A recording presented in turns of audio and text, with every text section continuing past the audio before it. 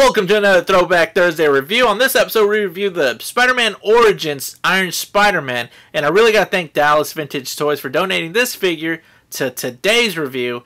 And I'm really stoked about it because I always wanted an Iron Spiderman, and I really couldn't find this particular figure. And I got to thank Matt Partain for hooking me up with this. On the back, there's a brief description, and it also showcases other figures that are in the wave as well, which is that Dr. Octopus. Now, this is Hasbro, but that Dr. Octopus actually has that Toy Biz body mold or whatever.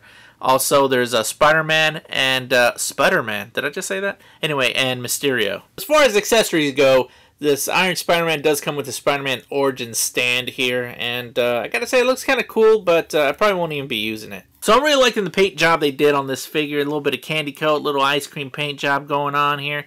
And I like the canary yellow. That kind of stands out as well.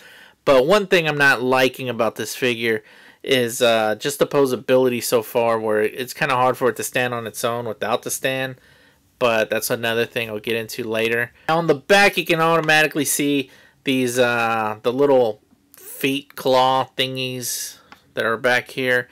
And they do have some articulation. Now, in the back where they're mounted, it has this swivelly thing here. See this? All of them kind of move.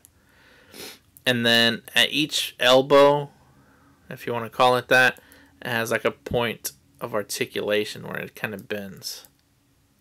See that? You can see his hands here. He has like individual finger articulation, which is dope. Just the thumb doesn't move. And here's the lower legs and the feet. In the way of head articulation, his head does turn all the way around. He looks down quite a bit, and he can look up quite a bit as well. His arm does turn all the way around. It does hinge open, but it's very stiff, so it's very hard to get that thing open. It does have a bicep swivel, has double jointed elbows. There's no like forearm or wrist swivel or anything like that, but there is wrist articulation in the form of this tilt here. And there's the individual finger articulation here. Now he does have an ab crunch, which is pretty cool. There's no waist swivel. He has a little bit of Van Damme action. So you can swivel the thigh up here on this joint up here. He has double jointed knees. He has ankle articulation, toe articulation. He has an ankle rocker, and he has peg holes at the bottom of his feet. So at the end of the day, would I recommend this figure? I would probably only recommend it to somebody that's trying to complete that Hall of Spider-Man or something like that. But other than that, it's a pass, because it just kind of lacks the articulation that you want in a Spider-Man figure. For example, you really can't get them in any signature Spider-Man poses. So for that, I would pass on them.